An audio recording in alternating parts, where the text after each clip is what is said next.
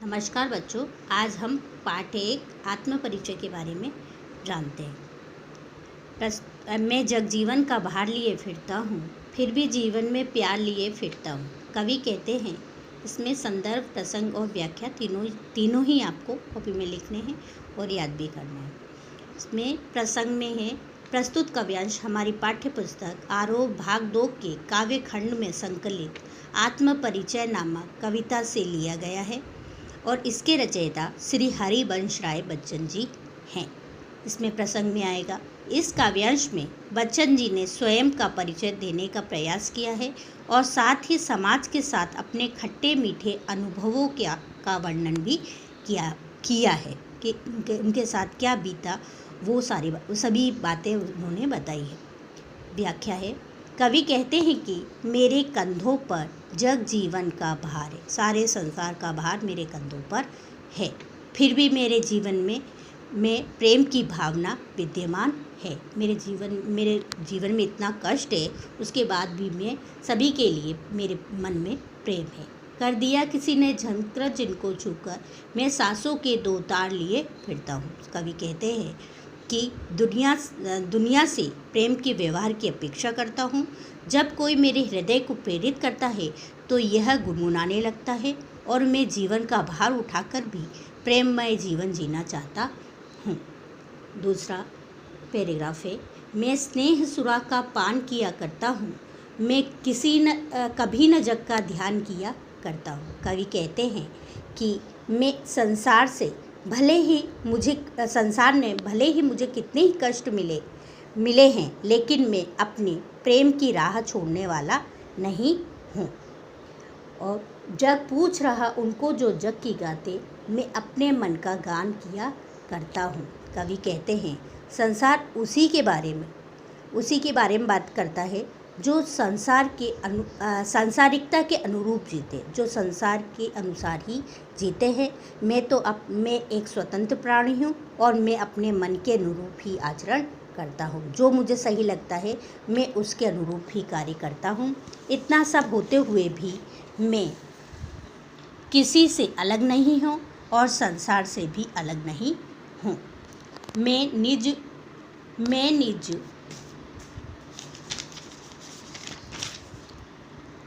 निज उर के उद्गार लिए फिरता हूँ, मैं निज उर के उपहार लिए फिरता हूँ। कवि कहते हैं कि मैं दुनिया में सामान्य व्यवहार के विपरीत हर समय अपने हृदय में उठने वाली प्रेम की भावना को जलाए रखता हूँ और मैं अपनी वाणी से लोगों के कल्याण के गीत गाता हूँ। ये अपूर्ण संसार न मुझको भाता, मैं स्वप्नों का संसार लिए फिरता हूँ। ये संसार कैसा है? अपूर्ण है, इसमें प्रेम का अभाव है, इसलिए ये संसार मुझे अच्छा नहीं लगता।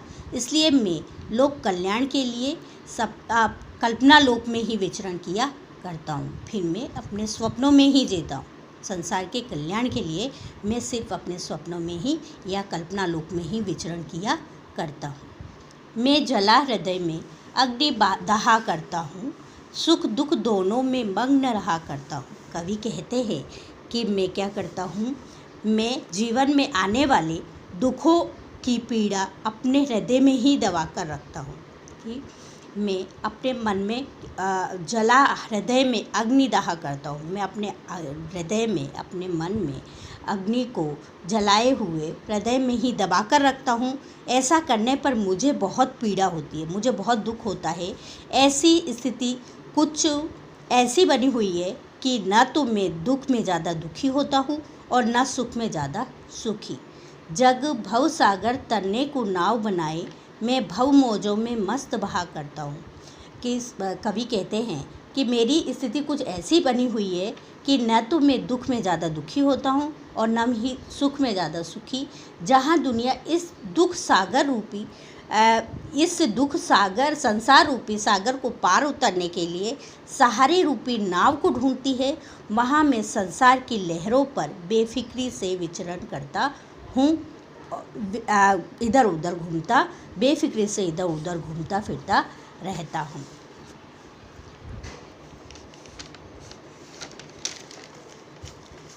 मैं यौवन अगला पैराग्राफ, मैं यौवन का उन्माद लिए फिरता हूँ, उन्मादों में अवसाद लिए फिरता हूँ। कवि कहते हैं कि उसके जीवन में युवावस्था की खुशी विद्यमान है।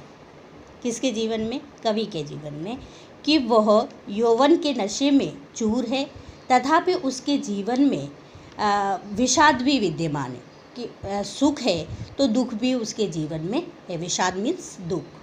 यह विषाद उस प्रिय की याद के कारण रहता है, फिर भी मैं अपने होठों पर मधुर मुस्कान बनाए रखता हूँ। उसके जीवन में दुख है, फिर भी वो अपने दूसरों को दिखाने के लिए खुश होता रहता है। अपने हृदय की पीड़ा को मैं व्यक्त नहीं होने देता, बल्कि उसे स्वयं ही महसूस करता रहता हूँ। जहाँ जीवन की स्मृतियाँ मुझे प्रसन्नचित्त करती हैं, वहीं भीतर ही भीतर रुलाती भी हैं। जो मुझको बाहर हंसा रुलाती भीतर, जो जीवन की जो यादें हैं वो अंदर ही अंदर मुझको तो बाहर से तो लोगों को लगता है कि ये हंस रहा है, परंतु अंदर ही अंदर मुझे रुलाती है।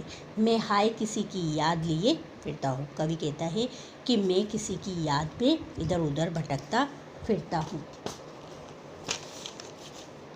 कर यत्न मिटे सब सत्य किसी ने जाना, नादान वही है हाय जहाँ पर दाना। कवि कहते हैं कि कवि कहते हैं कि जीवन के मर्म को जानने के लिए सभी ने भरसक प्रयत्न किए, सभी ने कोशिश की, बहुत कोशिश की, परंतु कोई भी उसके सत्य को न जान पाया। इस दुनिया में नादान और दानव प्रवृत्ति के लोग एक साथ देखे जा सकते हैं। जहाँ इस दुनिया में जहाँ समझदार लोग हैं, वहाँ मूर्ख लोग भी इस दुनिया में हैं। और ये दुनिया सभी के लिए एक जैसी है, किसी के लिए कोई भेदभाव नहीं है। वो उन सब दोनों को आश्रय देती है। जो लोग इतने पर भी दुनिया के मर्म को या भेद को नहीं समझे, वे मूर्ख हैं। हमें दुनिया की इस व्यवहार से सीख लेनी चाहिए। कवि कहते हैं कि मैं भी तो आज तक सीख ही रहा हूँ और जीवन के रहस्य को जानने का प्रयास भी कर रहा हूँ। अगला पैराग्राफ, मैं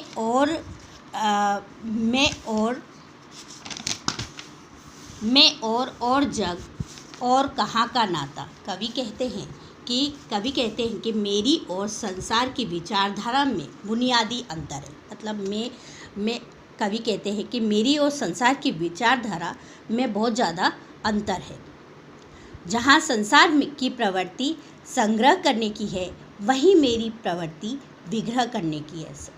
संसार की प्रवृत्ति क्या आदत क्या है कि संग्रह करने की, इकट्ठा करने की है। कि जग जिस पृथ्वी पर जोड़ा करता है, संसार क्या कर चाहता है, इस पृथ्वी पर यह सोचता है कि सब इकट्ठा कर लो, संग्रह करने की, धन संपत्ति वैभव सब चाहिए, उसे इकट्ठा करने की है। वही कवि की प्रवृत्ति क्या है, इस लोगों को बहुत कुछ देने की है। धन संपत्ति के संग्रह में संसार मग्न रहता है। वहीं ऐसे साधन संपन्न संसार को एक मत से मैं ठुकराता हूँ। मैं संसार में रहते हुए भी उससे भिन्न दृष्टिकोण रखता हूँ, अर्थात संसार के आकर्षण मुझे बांध नहीं सकते। मेरे हृदय में उठने वाले भाव ही मेरी सच्ची संपत्ति